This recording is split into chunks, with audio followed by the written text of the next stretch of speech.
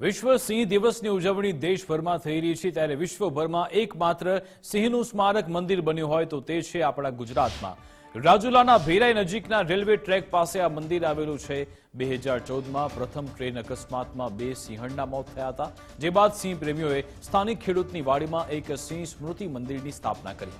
અહીંયા દર વર્ષે વિશ્વ સિંહ દિવસ નિમિત્તે સિંહ પ્રેમીઓ, પ્રકૃતિ પ્રેમીઓ અને વન વિભાગ દ્વારા પૂજાપાઠ, સિંહ ચાલીસા સહિતના કાર્યક્રમ યોજાય છે। આ પ્રસંગે રાજુલા જાફરાબાદના ધારાસભ્ય હીરા સોલંકીએ સિંહ સ્મૃતિ મંદિર ખાતે પૂજાપાઠ કર્યા તેમજ જણાવ્યું કે સિંહો ગીર સાથે આખા દેશની શાન છે।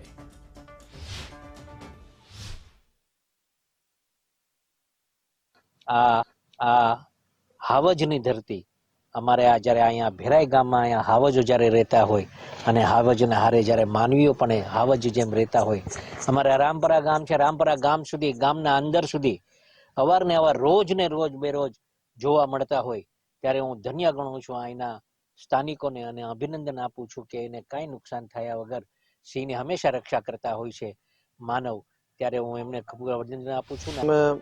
અહીંયા એક જાગૃતિ સિંહ સ્મારક બનાવ્યું છે અને એ મારી જગ્યામાં બનાવેલું છે અને અત્યારે માણસો દર વર્ષે સિંહ ઉત્સવ દિવસને દિવસે અહીંયા આવે છે અને એનો ઉત્સવ અમે ઉજવીએ છીએ। અને સિંહ છે રાષ્ટ્રનું પ્રાણી છે અને એક શક્તિ, એટલે આ માતાજી કોઈ કુળદેવી તરીકે પણ એનો વાહન નહીં તે પણ આ શક્તિનું વાહન સિંહ છે। સૌપ્રથમ બનાવ 2014ની અંદર 2 પોપ્યુલર સિંહણ જે લોકોની વચ્ચે રહેતી અને ખૂબ બધા એને પ્રેમ કરતા હતા, તો પ્રથમ બનાવ 2014ની અંદર ટ્રેનની અંદર એમનું અકસ્માત થયું ત્યારે હું લાયન કન્ઝર્વેશન સોસાયટીમાં પણ હતો।